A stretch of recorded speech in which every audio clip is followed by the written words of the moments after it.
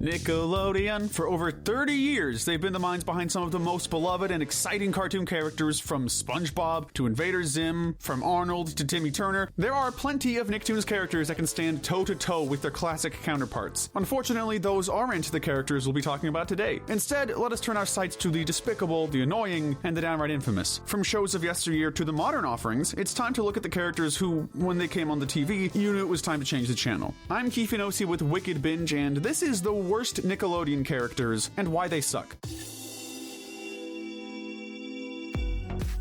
First on the chopping block is the brattiest of the Rugrats, Angelica. The child of two extremely busy parents, Angelica is a spoiled and selfish kid, often being the antagonist in the majority of Rugrats episodes. Angelica has no issue bullying the other characters in the series, whether it be in the form of gigantic lies or by pushing them around. What do you do? Chicken out! She isn't much better around the grown-up characters either. It's around them where her spoiled attitude really gets to shine, as she loves nothing more than to be at the center of attention. If she doesn't get exactly what she wants, you can expect a big temper tantrum to come your way. It's rather interesting, honestly. As a kid, you see Angelica as a big bully. As an adult, you see her as everything you'd ever dread about having a child of your own. This makes her probably one of the few characters on this list whose infamy spans generations. Though we've critiqued Angelica pretty heavily, we cannot deny that there have been times when a softer side of her personality has come through. In several episodes, she stands up for the rest of the Rugrats, showing that, for all the grief she gives them, she really does see them as her friends. And it's undeniable that she's easily among the most iconic Nicktoons characters ever created. Those two positives, though, we can't say for the rest of the characters today, and because of that, Angelica gets the best position on a list of worst characters. Next on our list is the Ultra-Lord-obsessed kid himself, Sheen Estevez. However, we're not talking about the Sheen from the beloved Jimmy Neutron series. While he could be annoying at times, he was still involved in some of the series'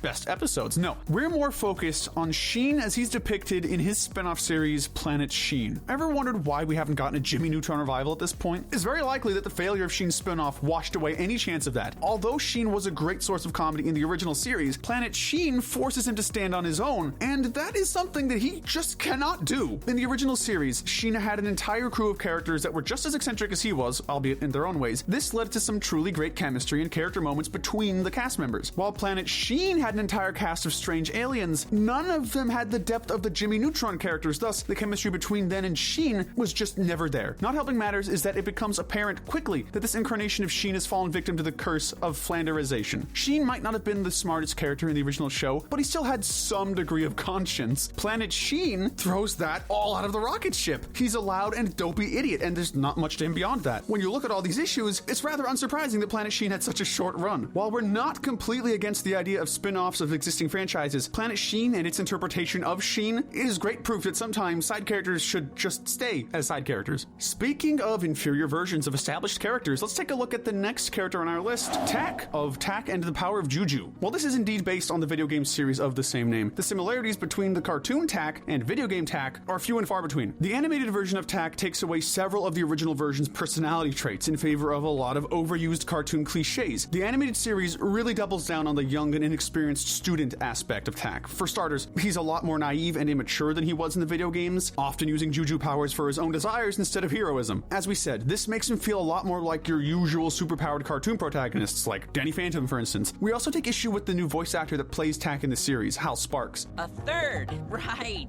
to keep it occupied till it's captured.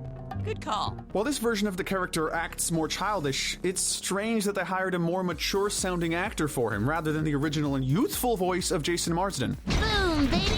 Beyond his plain personality, Tak often feels like a background character in his own show. Everyone else is far more interesting and full of personality than him, so much so that you kind of wish the show was about one of them instead. And really, if you aren't even that compelling in a show that's named after you, is there even any hope for you when up against the likes of other Nickelodeon protagonists? In fourth place, we have one of CatDog's major antagonists, the appropriately named Rancid Rabbit. Not unlike Angelica, Rabbit is a gigantic bully, but whereas Angelica was merely a child, Rancid Rabbit is a powerful businessman businessman who loves to get cat and dog into trouble. Regardless of who comes into his path, if Rabbit can find a way to get some money out of you, he will. He's most definitely infatuated with cat and dog, however, and has done some truly horrible deeds to both of them. From torturing them to cheating them out of money, it seems like there is nothing Rancid Rabbit won't do if it means he gets to see those two suffer. While Rancid is definitely one of the more detestable antagonists in Nickelodeon's history, also like Angelica, he's shown a few instances of perhaps having a clear conscience. Rabbit was able to help the titular duo get rid of a flea infestation, and he's had a few other moments where we get to see a lighter side to this conman's character that manages to wrangle Rancid Rabbit out of a worse position on the list, but even so, the fact remains that this rabbit is one of the most unlikable characters in all of Nicktoons history, even for one we are supposed to hate. In our third place slot, we have a character from the Fairly Odd Parents. But whom? In the city of Dimsdale, there are plenty of unlikable characters, but after careful consideration, we've ultimately decided to go with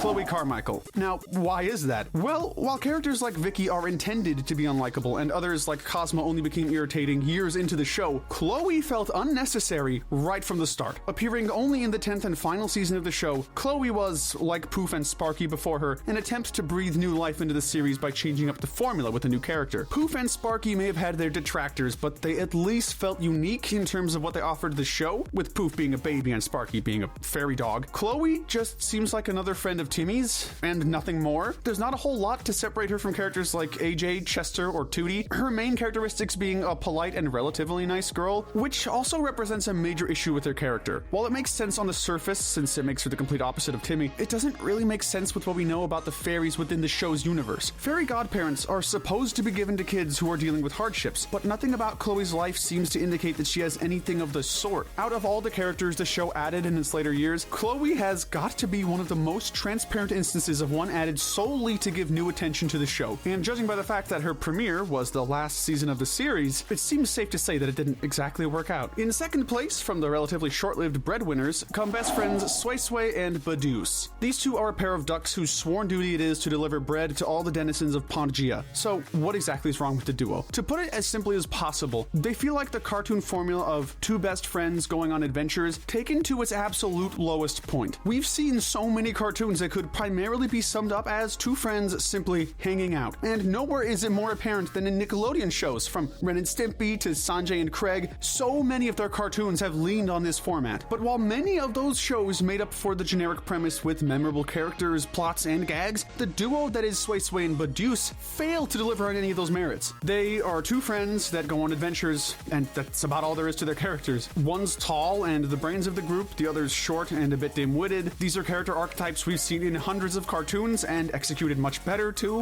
While they're brought to life by some rather talented voice actors, even they can't do much with the material given to them. With this duo, there are so many more interesting alternatives that really only serve to show the shortcomings of these two Cayuga ducks. It's also interesting that Nickelodeon has backed off from cartoons utilizing this premise since this show's cancellation. Given that these two were the stars of a show that may have ended a classic formula for the network, how could we not put them on this list? Finally, we've approached our number one spot, and in this spot is Bunsen from Bunsen is a Beast. A lot of you are probably confused as to who this character is, and listen, we totally understand. Beyond that, it's hardly a great sign when the titular character from one of your shows, and one that aired only a few years ago, has faded into obscurity. See what you want about Tak or Sway Sway and Badooz, but at least people remember them and their shows. Bunsen is forgettable, for sure, but what makes him the worst character is just how flat out unlikable he is. While he's far from the only protagonist to be featured on this list, all those other characters, at the very least, had something positive to them. Maybe they had some interesting concepts or were given life by great actors. Bunsen doesn't have any of that. His design is pretty generic when you consider the fact that he's an otherworldly beast. His voice is annoying and often hard to decipher, and his personality doesn't stand out when compared to the characters of other Butch Hartman-produced Nicktoons. Ah, Mikey, go long! Go really long! He's childish and a goofball who messes things up, but so was Cosmo, or Dudley in Tough Puppy. Where's the variety? While Butch Hartman brought to life some of the greatest Nickelodeon characters of all time, it's unfortunate that the last show he did for the studio ended things on such a sour note. To put it bluntly, Bunsen is most definitely a beast, but not for the reasons the showrunners intended. But let us know in the comments section if you agree with our ranking, and tell us what we should cover next. Remember to hit that notification bell and binge more of our videos, but most importantly, stay wicked.